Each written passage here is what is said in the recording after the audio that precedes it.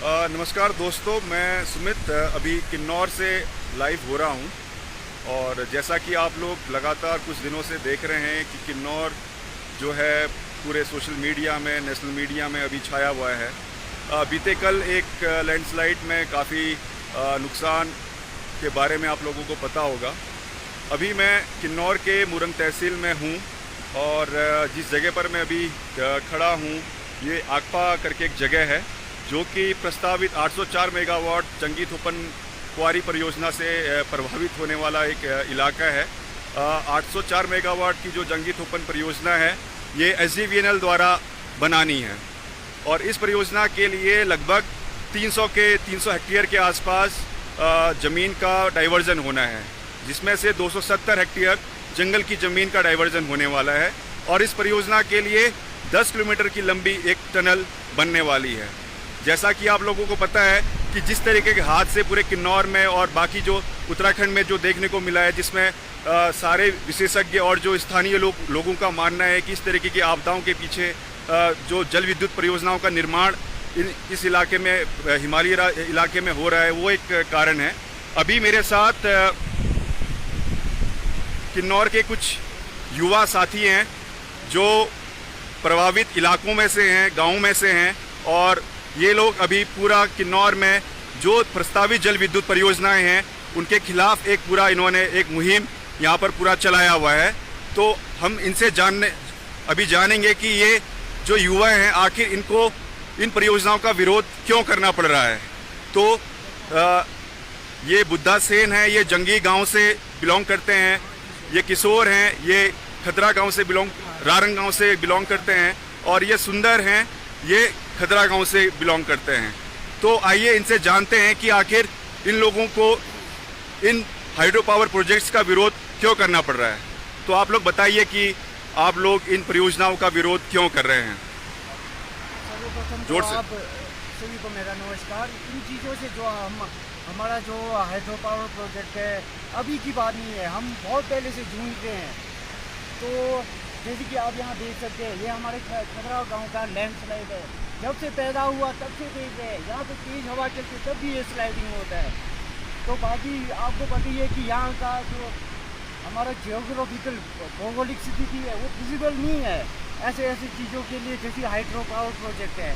चलो बरसाती इलाकों में तो वहाँ वेजिटेशन काफ़ी होता है, सॉइल इरोजन भी बहुत कम होता है। हमारा यहाँ तो अब तो 2-4 साल हो रहे कि यहाँ बारिश पड़ रही है। पहले तो बर्फ़ पड़ती थी, बारिश नहीं गिरती थी यहाँ। मौसम जैसी जब सर्दियाँ होती थी तो सिर्फ बर्फ़ पड़ना, बारिश का कोई वो नहीं। और हम ये कंपनियों का बहुत पहले से विरोध करते आ रहे हैं। जैसे खब प्रोजेक्ट है, वहाँ भी स्टे लगा हुआ है, और नदी नालों में बहुत सारे प्रोजेक्ट हैं। चलो ज़्यादा दूर तो क्या जाएँ, चलो ये हमारा ये खतरा गाँव का पहले NH यहाँ से था। NH यहाँ से, वहाँ से स्लाइडिंग आपको वो जो पोर्शन दिख रहा है पर ये वहाँ से था ये रोड NH। अब इसको यहाँ ला के यहाँ इस तरीके से इस साइड इसलिए लाया गया कि ये इस स्लाइडिंग का कोई सॉल्यूशन नहीं है। तो सॉल्यूशन जब ऐसे कि चीज़ों का नहीं है तो ये लोग तो रुख बदल के चले जाते हैं। जैसे कि इससे पहले हमारे किन्नौर में ये भटसेरी 30 जुलाई की बात है, आई थिंक, है ना, 30 जुलाई का, वहाँ जो हमारे अतिथि थे बाहर से आए थे, उनके साथ ऐसा हादसा हुआ जो दिल दहलाने वाली बात थी हमारे लिए। और ये हाल ही बीते कल, यस्टरडे, पिछले कल की बात है, निगुलसरी, ये घटना वहाँ ऐसा हुआ। और कहीं ना कहीं तो हम किसी को बोलते हैं तो ये बोलते हैं कि कुछ नेचर क्लाइमेट है, इसमें फिर सरकार भी, चाहे ब्यूरोक्रेट और सरकार भी, चलो वो चीज़ें तो अलग है कि ज़्यादा इसका डिसीजन नहीं ले पा रही आम स्थानीय जनता को। इसलिए हम तो बढ़िया थे अपना खेती बाड़ी करते हुए, आज ये नौबतान पड़ी है कि जिनको किया हुआ है वो हमारी आवाज़, जिनको आवाज़ के लिए आगे भेजा हुआ है वो हमारी आवाज़ ही नहीं रखते। हमें खुद को अपना खेती बाड़ी छोड़ के सब कुछ करके अपना पेन कलम लेके इस संघर्ष में उतरना पड़ा है। तो जैसे कि आगे ये गांव है हमारा, ये 90 के एंगल पे है, वहाँ ट्रेस बनाना पड़ता है। अगर एग्रीकल्चर, हॉर्टिकल्चर कुछ भी आपने कल्टीवेशन करना है तो पहले ट्रेस बनाना पड़ता है, और इरिगेशन से होता है। हर सिंचाई पे डिपेंड है हम। यहाँ बरसात ऐसा पानी नहीं कि जैसे होता है और रोड हिमाचल, हमारा यहाँ देखो ये डांग ले रहे, इसमें ये तो ग्लेशियर है ही नहीं, स्प्रिंग वाटर है थोड़ा बहुत चश्मे, उसी से पीने का पानी, उसी से हमारी आजीविका है।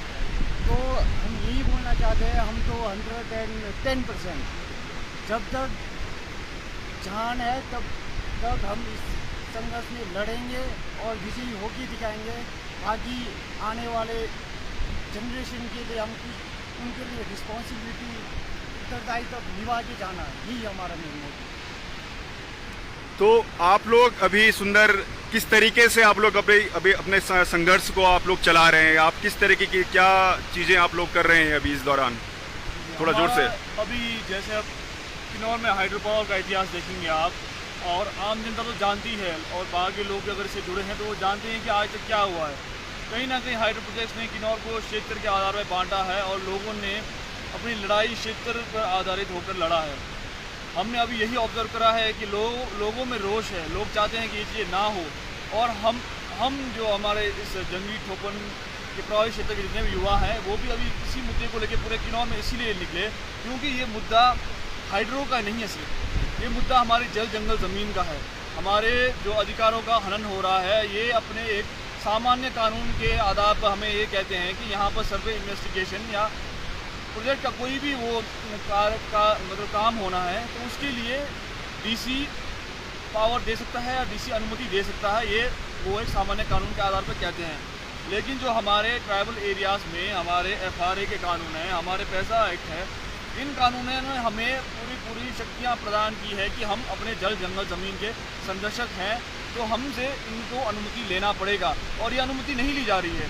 तभी ये मुद्दा पूरे किन्नौर का है, ये सिर्फ जंगली ठोपन का मुद्दा नहीं है, पूरे किन्नौर का मुद्दा है क्योंकि इसमें हमारी जल जंगल ज़मीन इन्वॉल्व है। तो अब ऐसे इंसिडेंट्स हो रहे हैं, अभी जैसे किशोर भाई ने बताया कि 23 जुलाई को बरसेड़ी का इंसिडेंट हुआ, अभी हाल ही पिछले कल 11 अगस्त को हमारे निगोसरी में हुआ, और अभी भी उसमें मतलब मलबे के नीचे अब लोग दबे हैं। क्या है, हमें भी उसके लिए दुख है ना। हम पूरा किन्नौर इस चीज़ से लाइमलाइट में आ रहा है, तो किन्नौर को अपने अंदर जागने की ज़रूरत है। लोग, हम ऐसा नहीं कह रहे कि आप इमोशन पे बेस, अब हम तथ्य देख चुके हैं, है ना जी। हमारे किन्नौर के बाहर के लोगों का हमारे लिए तथ्य कुछ और है, लेकिन हमारा तथ्य कुछ और है। हम जानते हैं कि ये चीज़ क्यों हो रही है, क्या कारण है इसके। अब जैसे इन्होंने कहा कि यहाँ पर ऐसे लैंडस्लाइड हो रखा है पहले से, अब ऐसे एरिया में भी वो कहते हैं कि हम प्रोजेक्ट बनाएंगे, तो वो उनके ऊपर भी एक सवाल है। अब हम चाहते हैं कि पूरा किन्नौर इसको समझे और आने वाली ग्राम सभा में इसमें एक प्रस्ताव पारित करे अपने पूरे कड़े वचनों के साथ कि हमारे किन्नौर में अब इससे ज़्यादा पावर प्रोडक्शन नहीं होगा, विद्युत परियोजना नहीं लगेगी। वर्तमान समय में भी अभी 3041 मेगावाट का पावर जनरेशन हो रहा है हमारा किन्नौर से। हमारा किन्नौर राष्ट्रीय हित के लिए सब कुछ कर चुका है, और जब भी ये कहते हैं कि राष्ट्रीय हित के लिए बात करते हैं, हम भी इसी राष्ट्र के निवासी हैं, हम भी इसी राष्ट्र का हित चाहते हैं, मूल निवासी हैं, हम आदिवासी हैं, यहाँ के ट्राइबल हैं, तो हम भी कहीं ना कहीं किसी उसमें कंट्रीब्यूट कर रहे हैं। तो वो क्या राष्ट्रीय हित में नहीं है?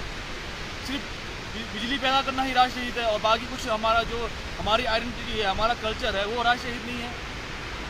अब जो सतलुज है हमारे सामने, जो बह रही है सतलुज, अब इस सतलुज का हमारा धार्मिक वैल्यू है, पारंपरिक वैल्यू है, सांस्कृतिक वैल्यू है, इस पर हम अपने दाह संस्कार करते हैं।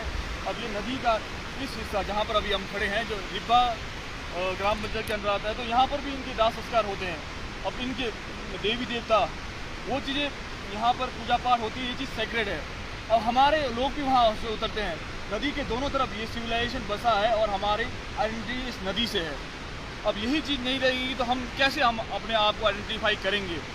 किन्नौरे हम कैसे कहेंगे कि हम किन्नौरे हैं? हमारी ट्राइबल आइडेंटिटी होती थी, हम ये चीज़ें करते थे, अब वो सब कुछ एक इतिहास रह जाएगा। हम चाहते हैं कि वो चीज़ें प्रिजर्व हो और यहाँ पर ये विद्युत परियोजना ना लगे, और उसका साक्षी पूरा किन्नौर है। हम चाहते हैं कि पूरा किन्नौर इस मुद्दे पर बोले और ग्राम सभा में से अभी प्रस्ताव पारित करें।